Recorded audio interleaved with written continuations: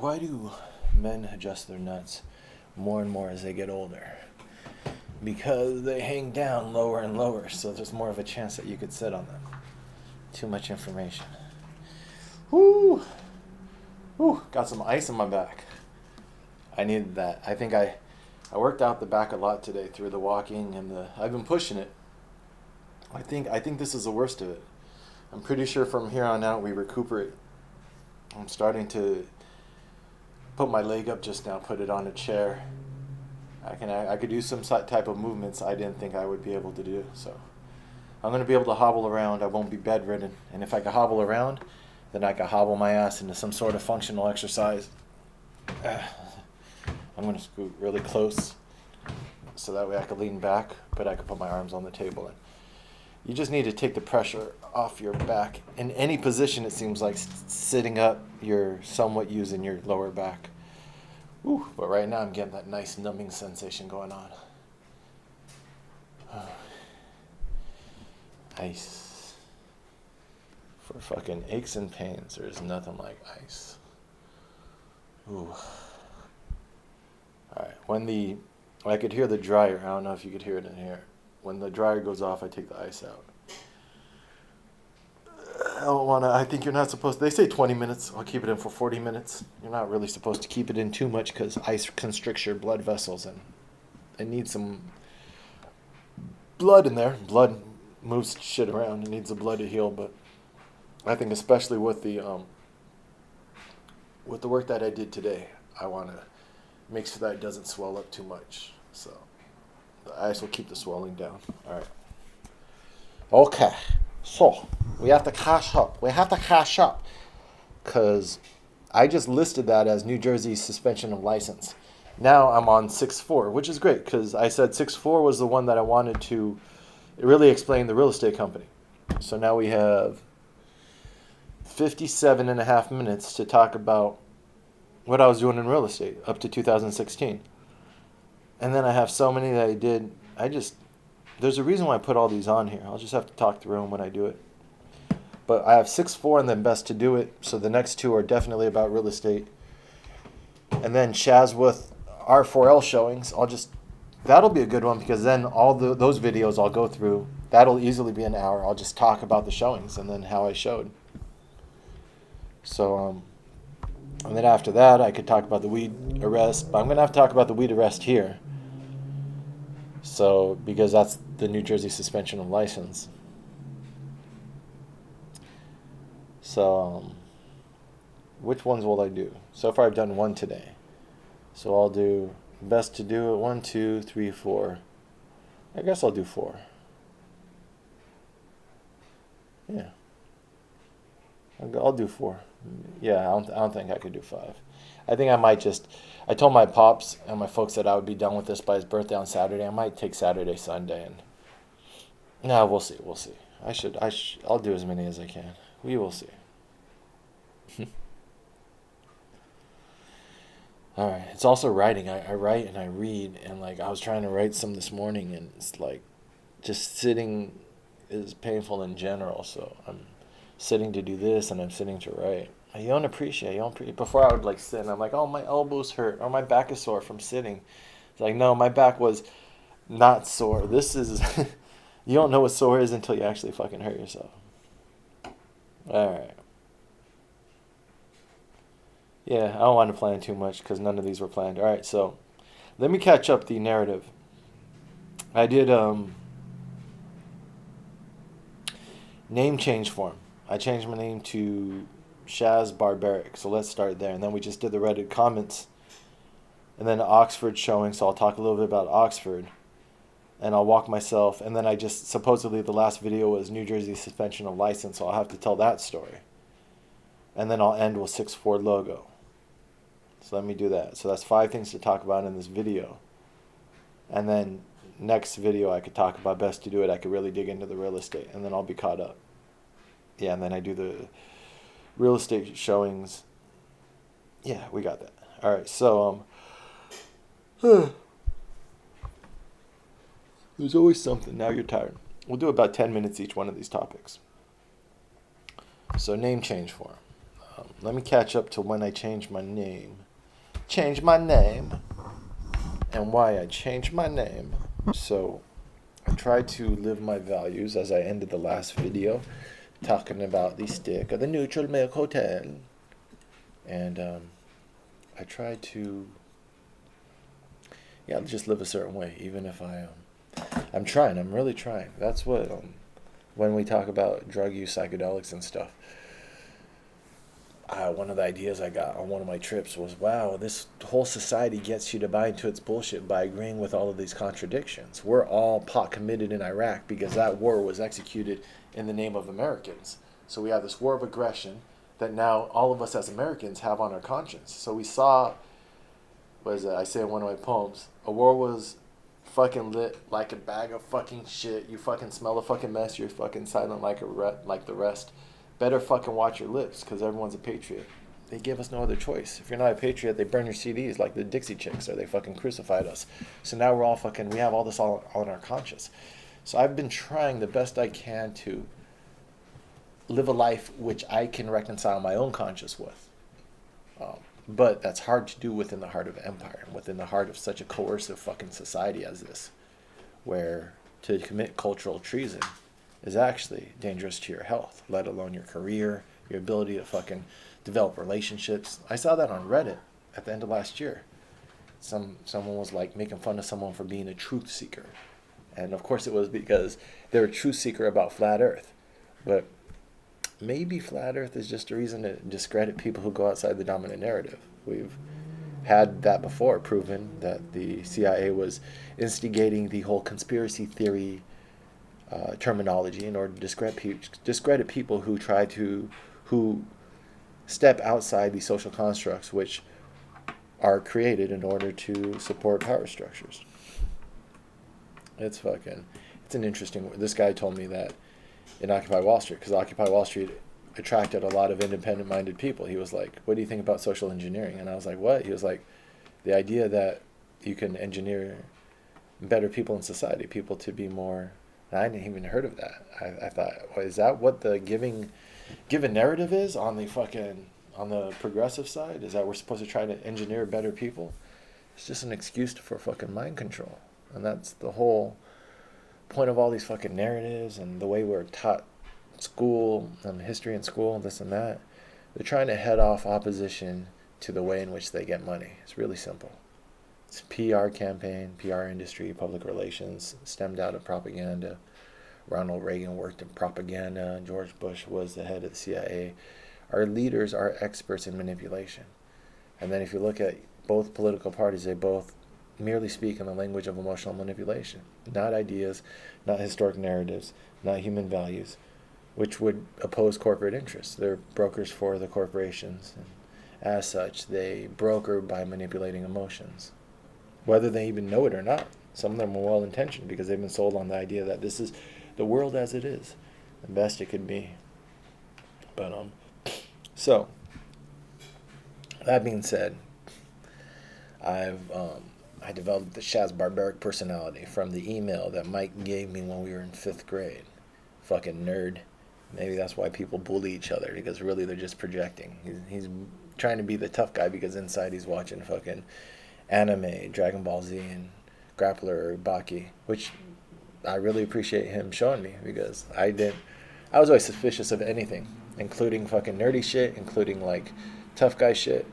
But like, since me and Mike became friends, I like Neutral Milk Hotel was, when I first listened to it, I told my friend that's fucking idiotic, but then I like it. So most of my interests come from other people. Me myself, I would probably, if left to my own devices, antisocial hermit, fucking, I'd be like, that's why I think about other ages, other times I might be like the ascetic who goes and lives by himself in the mountain.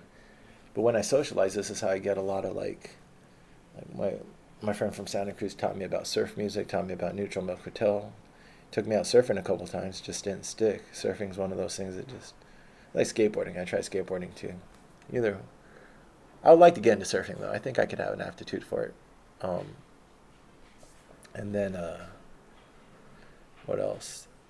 And Yeah, so Mike introduced me to anime, introduced me to those like Goku training. Grappler Baki was like, as a kid, you're like, I can do anything I put my mind to. My body can perform, and you could fuck yourself up too, thinking that. Like, what? Look at case in point. But it also, that's motivation. Some of this shit when you're young, that becomes your character. Like Rambo, I remember watching Rambo when I was young, and he's performing surgery on himself. He like cut himself by jumping off the cliff and landed in the trees, and then he's stitching himself up, and you're like, yeah, tough guy. What I'm doing right now, I'm not taking fucking ibuprofen, this or that. It's like, no, listen to your body, listen to the pain. You're man's foreign by nature to bear anything that happens to him. There are some pains where, like when I was appendicitis, some shit's just like, get me the morphine, get me the fucking drug. When I did heroin, I was like, I've done this before. This is exactly what it felt like. It was that time when I felt like the type of pain where you're just like, all right, like tap out type pain. That's where it gets spiritual. You're just like, this is life or death. I can meditate through this, but I'm accepting this might be it. This is just done. We're done. Well, that's where it's like, yeah, just carry me away on the opium cloud, because I am done with this. But imagine that. Imagine how much spiritual pain, psychological pain people are in, because we all know that the mental is more important than the physical. People are numbing themselves for a reason. People say, oh, you're apathetic because you do opiates. That might be a cart and a horse question. You might be doing opiates because you're apathetic, because the given structures of society just don't offer you any hope. It might be really big. The fucking coming from small towns with a lack of industry and a lack of love in the homes. The parents don't have opportunity. The shit rolls downhill. The kids are... I felt that. The frustrations of my folks from being poor and this and that, and fights every night, wondering if we're going to have money for groceries, let alone equipment or nutrition for me to actually do wrestling right. Having friends in all the smart classes who all have more money than us. All the smart classes have all the rich kids. There's some of us poor kids in the smart classes, but most of them are middle class and above. It's just, you see the writing on the wall. You're like, these kids, public school, but these kids in the smart AP classes are the ones being groomed to be the owners of society. And then everyone else in the average classes are the ones being groomed to go to state schools or go to the other things. You quickly in high school figure it out. Our society has different tracks for different people. So the Chaz Barbaric was like the alternative. Yeah, I didn't know I was going to change my name to it, but I guess, yeah, so when I first started reading into politics and really like after the military being like, which we've discussed, just putting my ideas into a structure which actually opposes the dominant structure, realizing that there's an alternative, understanding a little bit about philosophy, Hegelian dialectic, that, all right, so it is a form of philosophy to create an antithesis merely to create a synthesis or whatever. Or even when you write too, there's a form of truth seeking in which you can have an opposition in order to just clarify your position to hopefully synthesize a greater truth between the two. So Chaz Barbaric isn't, and never was, an idea of glorifying barbarism. It was an idea of creating an other outside of society in order to reflect on that society without being corrupted by that, in order to find the greater truth of the larger system. And then when I looked into history, I started to see that there are these others. There are these people who don't have their stories in history. And and then you find a lot of virtue in these barbarians. And then you look up the etymology of the word, barbarian, Babel, those who don't speak the Greek. And you're like, oh, these are just the fucking people you hate on. The fucking civilizations just, they hate us. These are just the conquered, the colonized. And then you look up, but you really have to find, for people to give up their ethnocentrism and tap into that larger narrative of humanity as a whole, and then the experience, and now you can tap into all the wisdom traditions. If you're really spiritual, why would you just limit yourself to Christianity when we have so many different spiritual traditions? That I love the scholarly history of Judaism as this debate intellectual quality that is kind of at the height of the Islamic age, golden age. Maybe you had these really scholarly on the height, like you had scholarly people. I don't know the most about these scholarly Christians. I know this girl who studied spirituality who kicked me down some books on the history of spirituality and the West, and they definitely love the fucking Christian scholars. But I know that Islam carried our intellectual tradition through the Middle Ages when the fucking white people were being stupid. But yeah, all of these different spiritual traditions have just great. I've been inspired by each one of them in their own way. Um, like I and Thou. I and Thou is Martin Buber, and that is a Jewish philosopher. And then there's a piece about Islam that I really like, the submission through submission. And those are just the Abrahamic faiths. And right now I'm really digging the Zen Taoist, and I'm trying to, as I get older, mature my spirituality beyond words. I think that's the most mature form. That's the most inclusive club, is the one that contains all others. I guess I'm developing an epistemology of truth and reality as I get into tackling propaganda head on and tackling misrepresentations of reality head on. I have to kind of define it for myself. What it does it mean to say reality and to conceptualize it and to define it, to defend it. But Shaz Barbek has a role in all that. So when I was making enough money to fuck bitches and buy weed and stay lit and stupid shit, and it was on my to-do list. I knew I was gonna have to change my name. I told myself. But see, so when I knew I was gonna get back to doing what I do, I didn't know I was gonna do it in 2017 until I had that little crisis of consciousness. But back then in 15, I was like, I know that eventually I'm gonna get back to this stuff, and I know that the name change was a part of it. But when I do stuff, I'm reminded by this Cool Hand Luke saying. He says, my friend in the army, he called me Cool Hand McNerney because I was always getting in trouble. But he recognized in me the anti-authoritarianism, which is the theme of that movie. Just fucking bucking authority for the sake of bucking authority. No real plan, no real virtue. People like me or people are attracted to me, but just because I'm that spirit, because I'm the dude who talks back to the girlfriend, I'm the dude who talks back to authority, I'm the dude who takes it on the chin, I'm the dude who's fucking in the solitary confinement because of it. Just I can't help but resent being domineered. And that type of spirit in the military that's an interesting conundrum, because the military is there to break you down and make you a cog in the machinery. So if you're unbreakable, then now we have unmovable force, or was it irrepressible force against immovable object. So anyways, what was I saying? Shaz Barbaric was a part of that. Oh, I have to explain how when I changed my name specifically, what was I doing? Then I was living on Thompson, 178 Thompson, right across from Carbone. So I should explain how I got there, because we're trying to catch up the narrative. And then what's the next thing I'm going to do after that? Change the name, and then the Reddit. Yeah, and then I'll explain. When I remember these specific apartments I was living in, 172 Thompson, and then 178 Thompson. So Thompson is between Houston and West 3rd in the West Village. To put it in perspective, if you've ever been to New York, there's Washington Square Park. The top of Washington Square Park is Fifth Avenue, dead ends into Washington Square Park, and then it doesn't continue below that. The name's changed. So Fifth Avenue comes down the center line of Manhattan as if it was Manhattan's spine, right down the middle.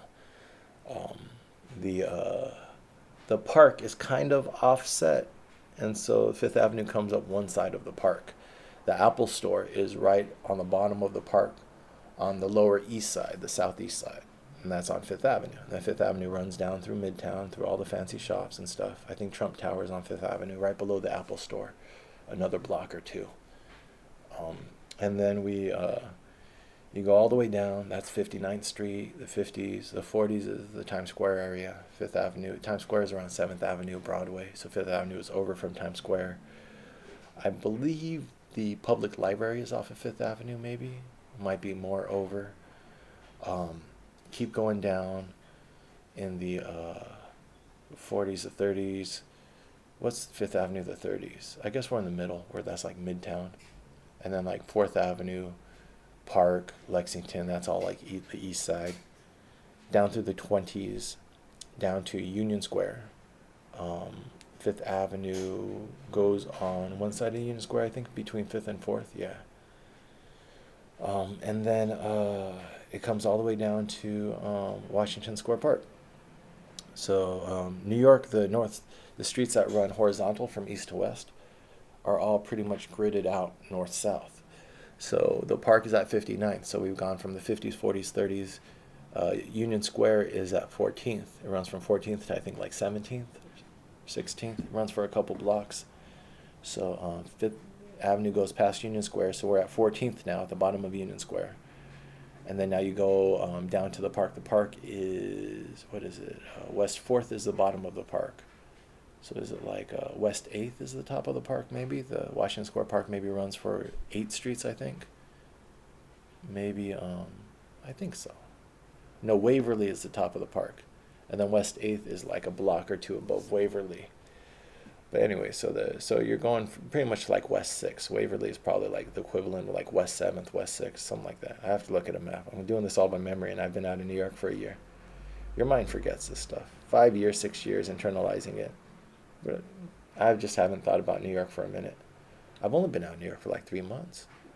But I haven't done real estate for like a year. Like this whole last year has been like me really going into my own mind. And I stayed in the village. I didn't even really leave the village for the last year. In my apartment, when I was in my apartment, that's what's great about the village. If you're going to take a break from reality, it's a beautiful place. It's like being in Montmartre in Paris. It's a fucking world-class city, and it's a world-class neighborhood. But yeah, I bring up that Taylor Swift, when she was renovating her Tribeca apartment, she lived around the block from me. She rented a townhouse for $30,000 a month, so it wasn't my $2,600 apartment, but I could see her apartment from my roof. When I went on the roof, if I had like binoculars, I could like, no, you can't see anything from where I was at.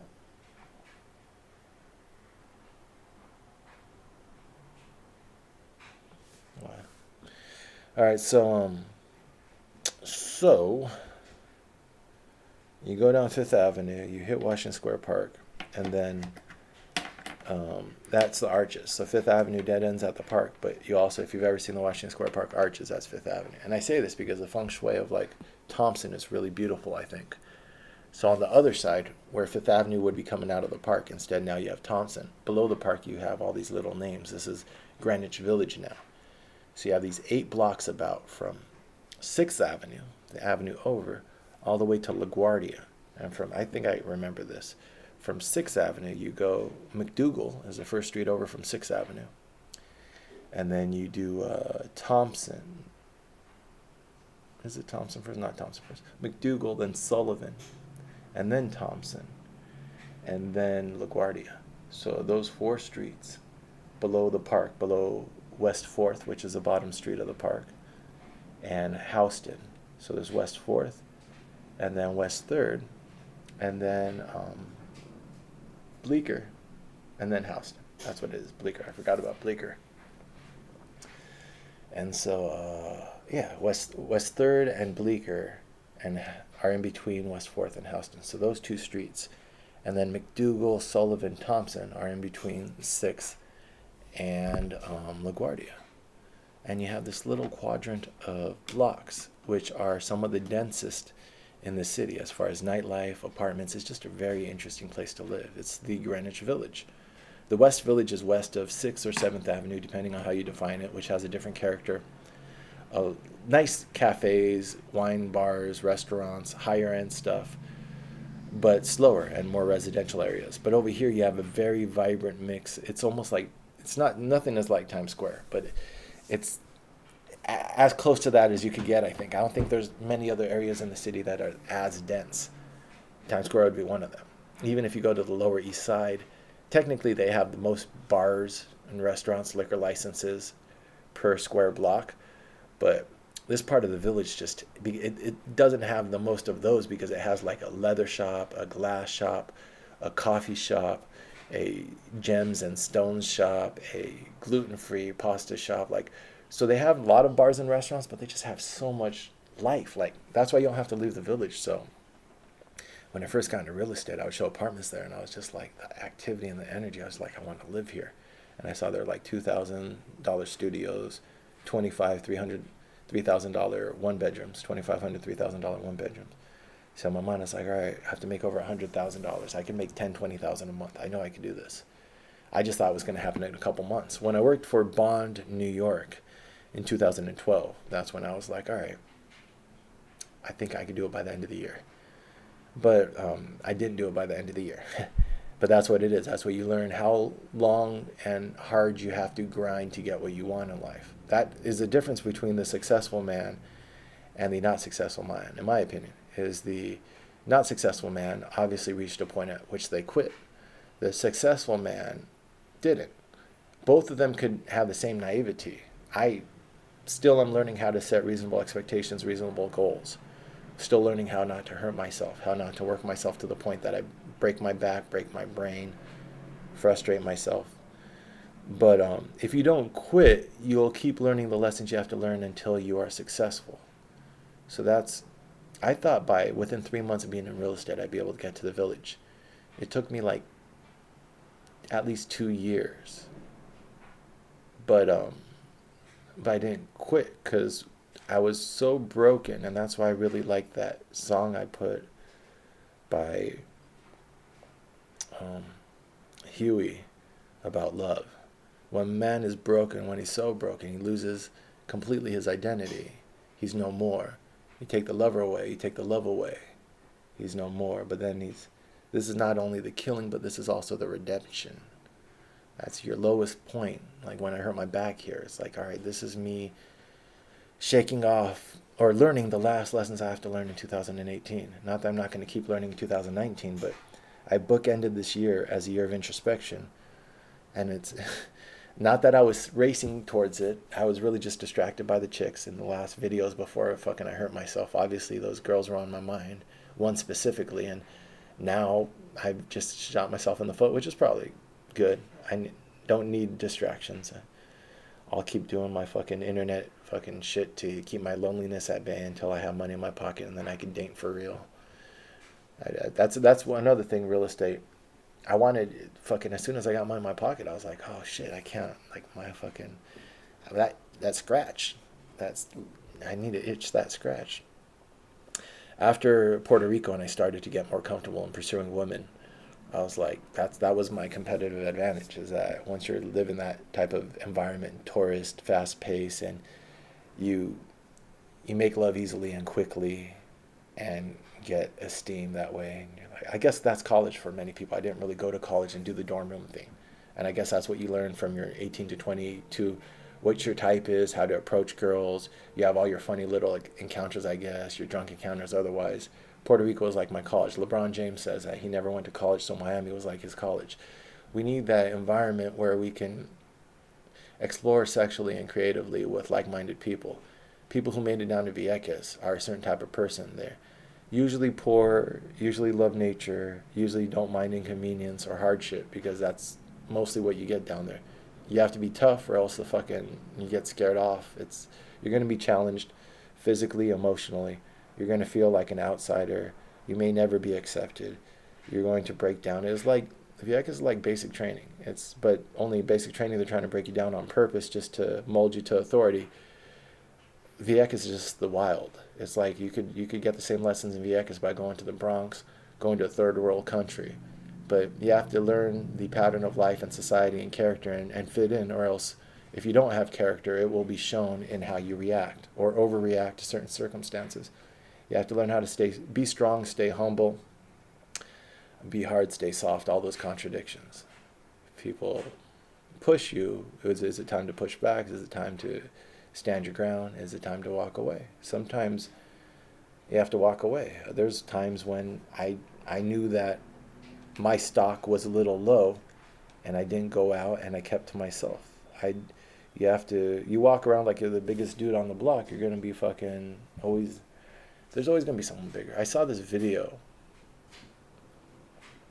about this guy that was really running through my mind last year in the Bronx, who bumped into another guy on the street. It said that the news report, 29. See, I start off thinking I have nothing to say, and then the news report said that man stabbed in the Bronx, bleeds out on the way to the hospital. And you're like, oh shit, the world is fucking crazy.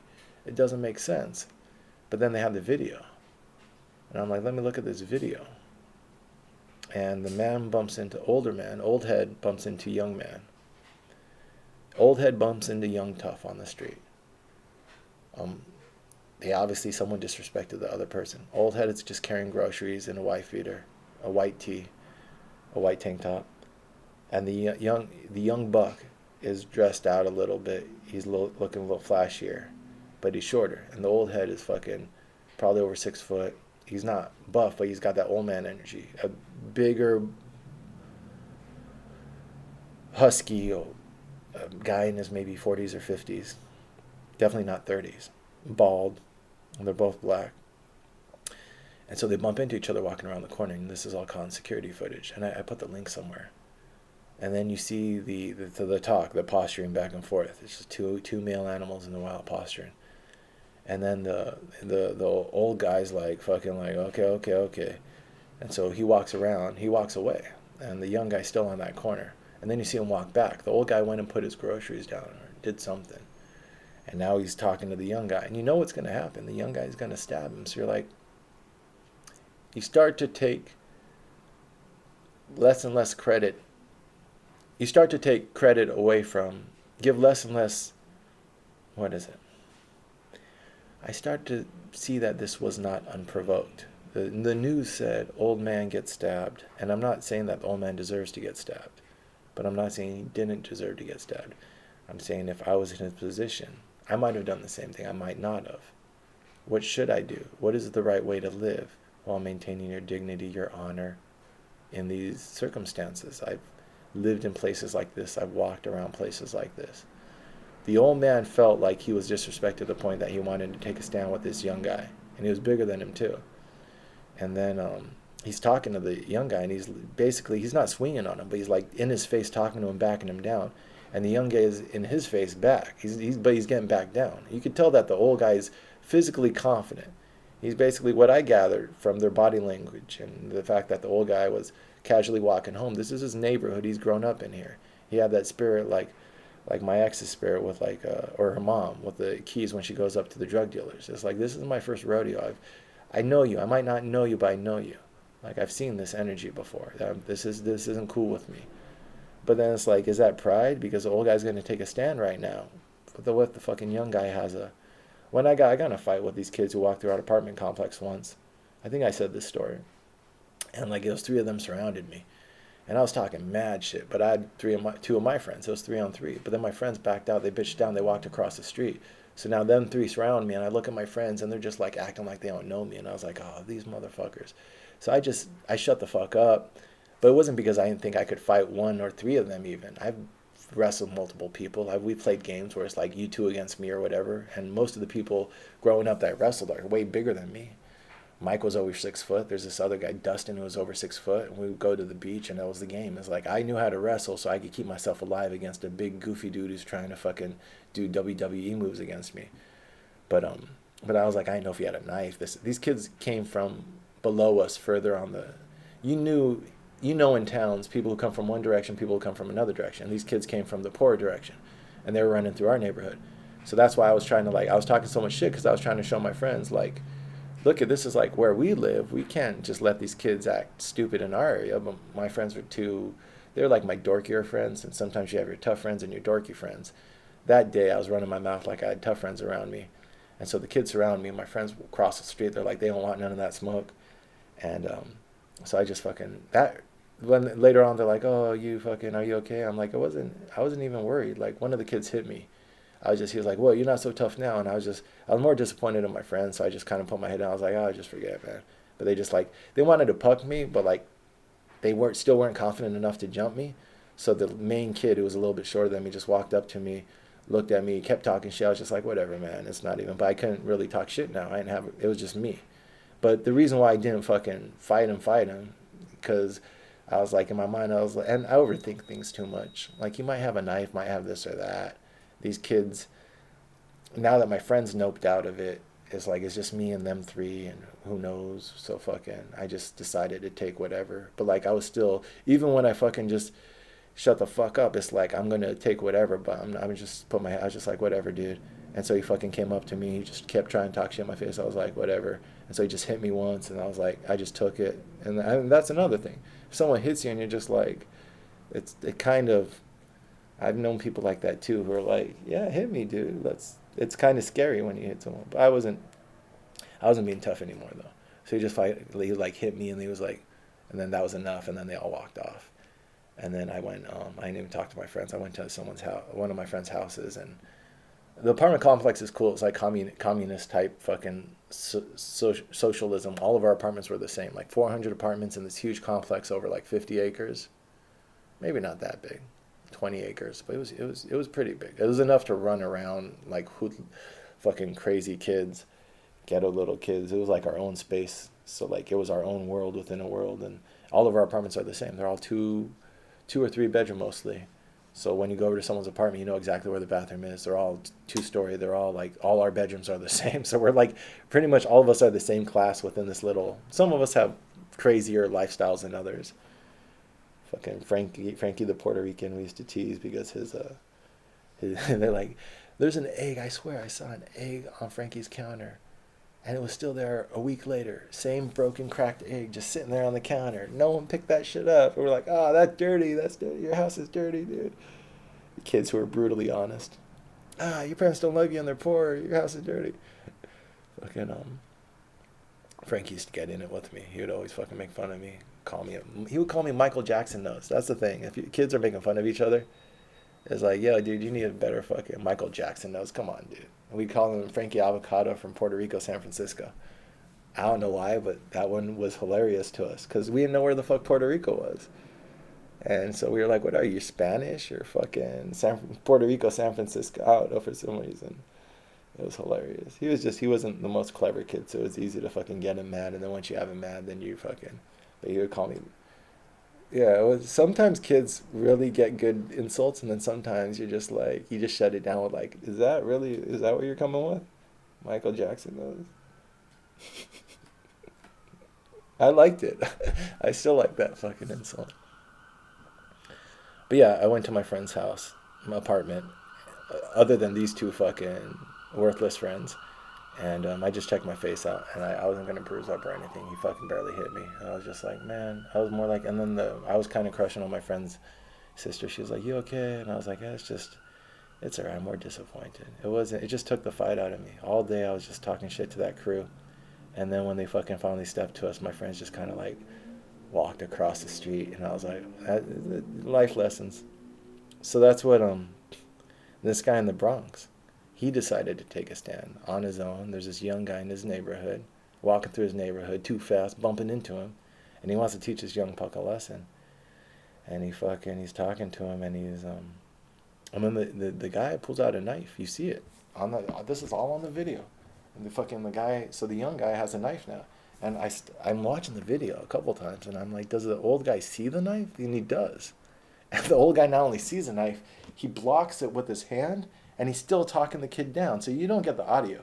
But this fucking old dude is probably saying, you think you're going to fucking cut me? Well, you're going to fucking... The old dude, that's not the first time he's had a knife pulled on him, and probably has been stabbed before. But when the kid pulled out the knife, he went straight for the fucking wrist, stopped the kid from being able to fucking lift up the knife. And he's still talking him down, and he's not swinging on him. And that's another thing. It's like, this old dude is not threatened by this young kid, even with the knife. So this is all principle. This is all like, you bumped into me on the street, you're walking around, you're doing this shit, you're doing that shit, you don't know who the fuck I am. And the guy had groceries. So like, the old dude has groceries, this is his neighborhood. The young guy's passing through, maybe the young guy lived there. This is about respect. And then the kid disengages a little bit, swings high, and gets the old guy right in the neck. And then fucking runs. And the old guy runs after him like about 3-4 steps. And then the old guy's hefty. Not fat, but just a big old guy in a tank top, wife beater. And the young kid just books it because he knows he fucking maybe killed someone, and he did. And the old guy just a couple steps, and then he walks back, and then he starts realizing what happened. And then he's like... And then he looks around, and then he kind of hobbles off towards his groceries. Eventually dies on the fucking way to the hospital. Who's right? Who's right in that? That's what in my mind I was like, when I saw that story and this and that, and I saw the video, I was like, I'm not defending people for stabbing people in the neck, but the old guy saw the knife. He could have disengaged. He could have walked away. He was fighting over a principle that got him stabbed in the neck. And and then I also know that there are principles that I would die for, that I would stand up for. It's just some people are built that way, where just you crossed his red line, and he's like, this is how he lives, and that's how he died, and I respect that. I don't, and I don't respect the kid who stabbed him in the neck. But that's life. That's that young energy, and that's what you got to know. Is there's people out there who that kid has survived to be to his point because he doesn't back down, and now you have two male energies that don't back down. That's the cycle of violence right there. That's these wars of aggression that we start. I don't defend the terrorists, but you've tripped wires of male energy now, where some of them don't back down. You can't bomb people into submission, because you'll run into these people who just, this is their hill that they're willing to die on. Whether you bumped into them, I don't think the old guy was trying to kill that young guy. He was just trying to not back down off of that energy. He was telling them that, yo, dude, this is fucking my block. And the young kid was like, and that's what the old guy doesn't understand, I guess, is what this young energy, you got to respect it, is they're just trying to survive too. Maybe that kid is a sociopath, maybe he's a bad person, or maybe he's just living in a certain way where you just can't back down, because who's teaching? Like what fucking, that's what Tupac understood when he's talking to the Black Panthers. Who's teaching this new generation? You get this product, you cut it, you sell it, you get the fuck out of there.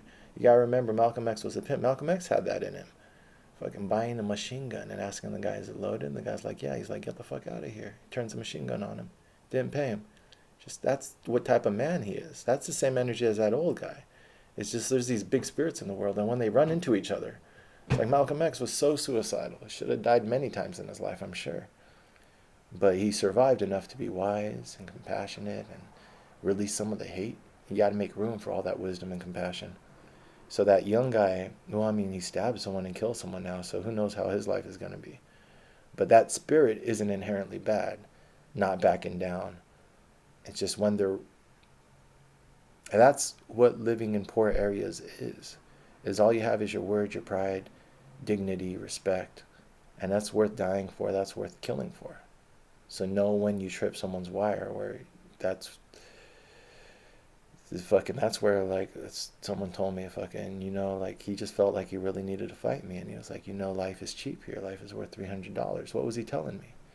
He was telling me that disrespect and honor is what we have here, and it's not. That's any poor neighborhood. You fucking die for cheap shit, for stupid shit. Shit quickly becomes escalated to stupid shit from the outside, and that's what the news doesn't give us any of that context. It says, man stabbed in the Bronx, dies on the way to the hospital, and you think the world doesn't make sense. But if you live in these neighborhoods, or you grew up in them, you understand that there's a method and a rule to all of this. Not that that's going to keep you, because that still won't make you safe. But it'll, if you pay attention, maybe you won't trip the wires. You'll know what battles to fight, what battles not to fight. And then the ones who are fucking wilding out, like that young kid who stabbed this guy, like the suicidal ones, you got to just step out of the way. You draw your own fucking line. There's this guy that I did, I don't know if I told this story. I've done so many of these now that I forget which ones I've talked about. I worked with him in Papa John's. He worked in Redlands, or he lived in Redlands. He was a Mexican from the wrong side of the tracks. There's areas of Redlands, areas of these towns in Southern California, no matter how nice they are. They have their enclaves of Mexican gangs, Mexicans, poor communities where the code of violence starts replacing the code of authority. And he said, and he's not a gangbanger, but it's hard to fucking walk that line of not being affiliated when you grow up in a neighborhood where everyone is affiliated. Because then they're going to prey on you, especially if you have a little bit of fucking charisma, flash, or something. Someone's going to try to prove themselves by stepping to you or get in. It's hard to, like that fucking, I lived on the borders of these neighborhoods, and that kid who fucking later on got affiliated, but he asked me, yeah, maybe he always was, because he was fucking definitely always from the deep in those neighborhoods. But I saw him since he was like in 5th grade. So we knew each other. So like in was it middle school, we're riding the same bus. And he's like, yo, you think, no, just, there's these kids who are always fighting and he's always egging them on. He's a tough guy, but he's kind of like in the background. He's not malicious, and he doesn't, but everyone kind of respects him because they know that he's just like these young kids who work out and they fucking their family and shit. Everyone knows of them and the stories. They're the ones who are smoking weed and fucking the girls, and they're just growing up quick. And he asked me at the bus stop, he's like, yeah, you think I could, he's talking about fighting. That's how that conversation started. He's talking about hitting people with a forearm. Like when you're fucking fighting, you just hit someone with the forearm, and he's just demonstrating with his little, and he has little crony friends who are all like, yeah, good one, boss, good one, yeah, boss, yeah. And I'm just fucking Shaz, just minding my own thing, always in my own head. And he's like, hey, David, you think I can beat you up? And he looks at me, and I'm like, no. And I look at him, and he's like, it's just not worth it. I mean, but we also kind of know each other. He came to my apartment as an adult, hiding because people were after him, or he was tweaked out maybe. But everyone in that apartment knew him because we all went to the same elementary school. That's like family from the neighborhood. We can't speak on his life now. We can't speak on shit, but it's like, we know who you are, dude. You're not, yeah, of course. Come in, smoke our weed, and hang out. But we're not trying to be involved in what you're involved in, dude. There's a lot of time that's passed since we were all in the same fucking 5th grade class singing those songs in the fucking school chorus and shit. You see all these threads that go their separate ways in society. The winners, the losers, and then fucking, he was that dude. I don't think he was the dude who would stab that old guy in the neck. But he might be the dude who wouldn't back down, the old head, because that's all you have. You grow up in that neighborhood, and now you're an old head. You've survived all these wars and all this shit. And you got a little bit of resentment and anger, and you still have that pride and respect because that's how you lived, and that's how you survived, by never backing down. And then now this young guy fucking insults you like that. It's like, dude, it's kind of out of love, trying to show this young guy like, no, that's not same side, man. The young guy fucking hit him with a bitch move in the neck. Just like, but then did the young guy be like, yeah, that's his story now. He took that old man's story. And now the young guy gets to tell people, yeah, yo, some dude tried to fucking push me, and he got. Like we would fucking when we were young. We're like, American me. We didn't stab each other, but we joked around about stabbing each other because we'd watch these movies. Fucking, we didn't really stomp each other, but we'd be like, boys in the hood, and we'd fucking joke around about stomping each other sometimes. I mean, we wouldn't actually jump each other, but like, if it got bad or if you did something really bad, you'd get zipped up in the sleeping bag, the military sleeping bag, the sleeping bag of horrors. And then you get a little bit of boys in the hood stomping. But and that was us. We were light hoodlums. And then there was worse than us, and then there were definitely better than us. We didn't really rob, but I didn't participate in this, but some of the fucking crew would go and steal gum and stupid shit. I never thought fucking stealing was cool because it's just, I was materialistic. Once we went into, there were railroad cars behind our apartment complex. The railroad tracks are right behind us. So literally, other side and wrong side of the tracks. Our side, we're just getting nice. That was our town literally had a tracks, and literally you cross it, and literally fucking, that's just the shipping, and that's how things develop. And the rich people live uphill, and the fucking poor people live downhill where the fucking mud flows. And all the trains are stopped behind us, and the cars are sealed with like this tinfoil or some shit. So we just put a stick in there and twist it until it pops. And we start busting open cars, and we're fucking, how old were you? 7th, 8th grade? 9th grade. But that was like criminal mischief that like if we got caught, that could be like, that's why you have juvie and probation and shit like that. Because like these kids don't know what the fuck they're doing. You don't know that you're actually like, this is like, first, we busted open Kikkoman soy sauce. Huge tins of Kikkoman soy sauce. We're like, cool. So we take one out, throw rocks at it. We're fine. Go to the next one, bust it open.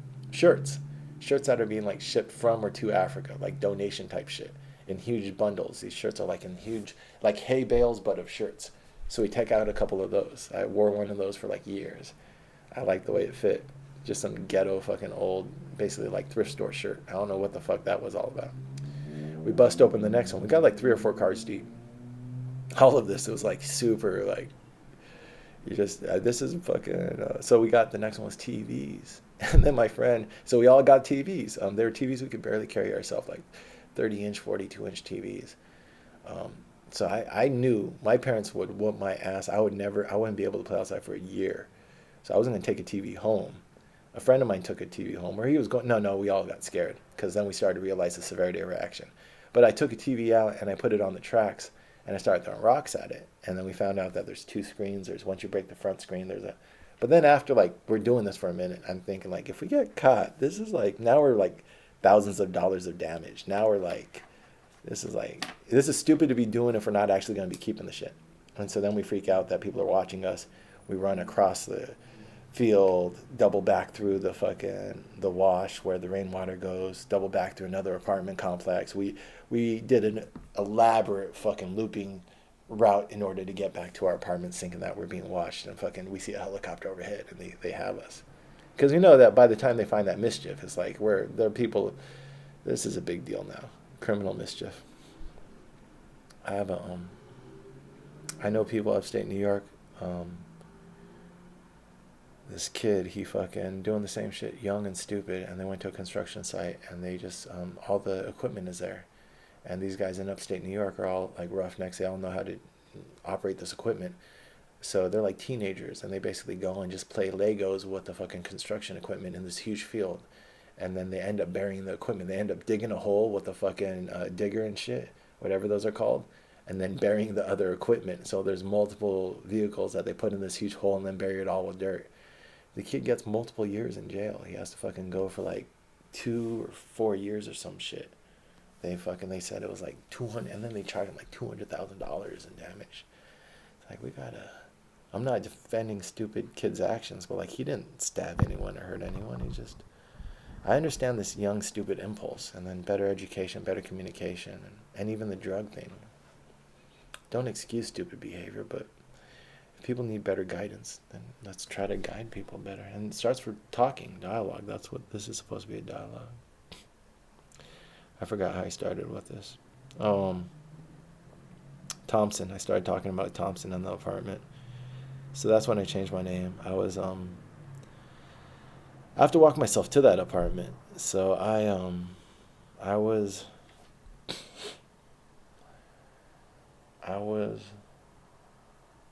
170. I lived in 172 Thompson with a kid. That's how I got there. How I built up. I was living in those hostels with that background, and then I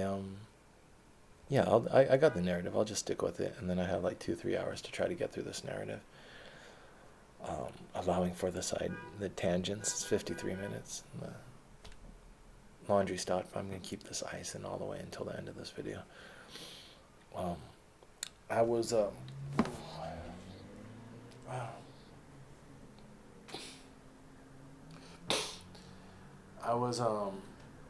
was living in the hostels. I was doing the real estate thing, and then how did I get out of the hostels? I got a room for rent, and so I would get these rooms either like ex-clients.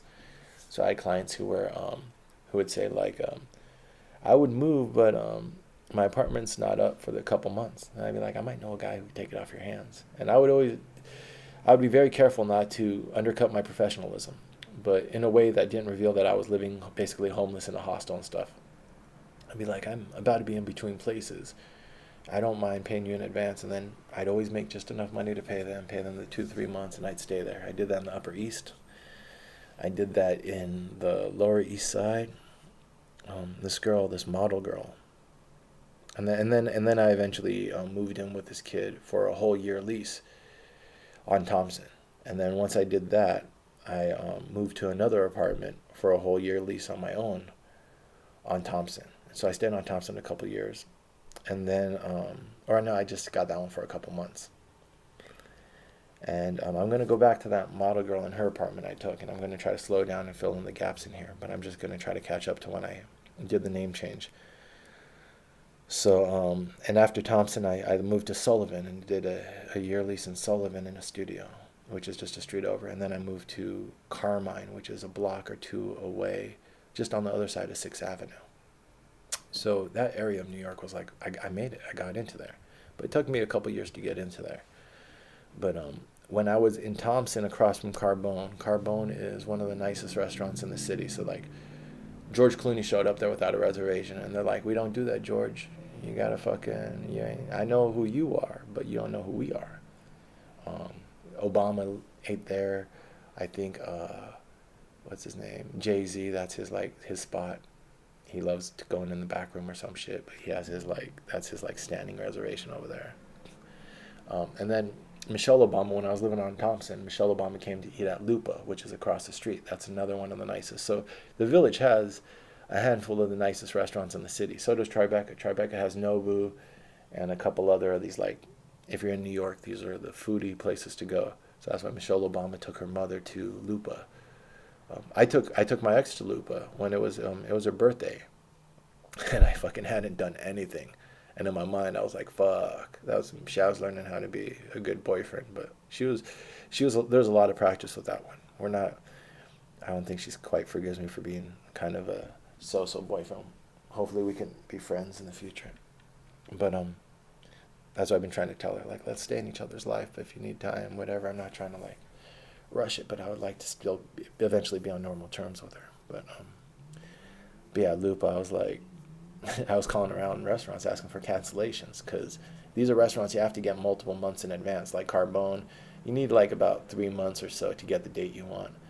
But I had a broad understanding by then of the nice restaurants in the city. So, and then I just had the salesman strategy of like, I'll figure a way to fucking get myself in. So I was like, I know there's like cancellations all the time. So I was just calling around being like, any cancellations? I need a last minute thing. And I got one at Lupa for like 8:30. And she was so surprised. We didn't do the fanciest thing, but we did like a $75 pasta tasting, and they bring 5 different pastas from different parts of Italy, all handmade in house. But they tell you a little bit about the pasta, and then you can pair it with a wine tasting too. And it was a good. We had a lot of good. For some of the bad, we had a lot of good, and that's what I'm trying to tell her lately. But people need space to heal. She might be dating someone else right now, or she just might. If you trust your path and your word and your character, that we'll be friends if we'll be friends. And if not, that was my opportunity to be friends with her. Maybe it was within the relationship. And maybe when I fucked up the relationship, I fucked up the friendship. You gotta take responsibility for that.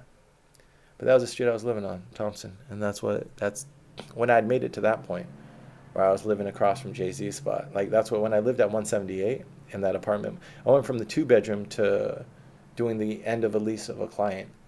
So I took the last like 3 or 4 months of his lease, and I had a 1 bedroom. So that was the first apartment I had by myself. And that's when I can actually get on Tinder and bring girls back to my apartment. And like one of the girls hooked up with me, and she was like, she brought her friend over, and her friend was like, "Oh, you have a nice apartment." It's not a nice apartment like a penthouse. It's a nice apartment, just New York working class people, not working class. Everyone, you got to be like 6 figures and above or have rich parents.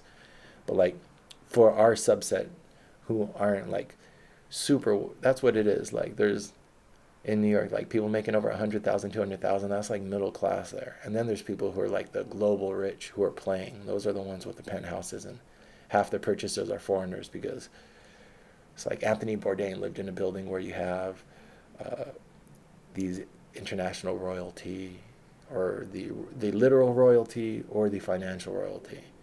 And the apartments are like, I think his apartment was 16,000, 2 bedroom, shit like that. So there's that level.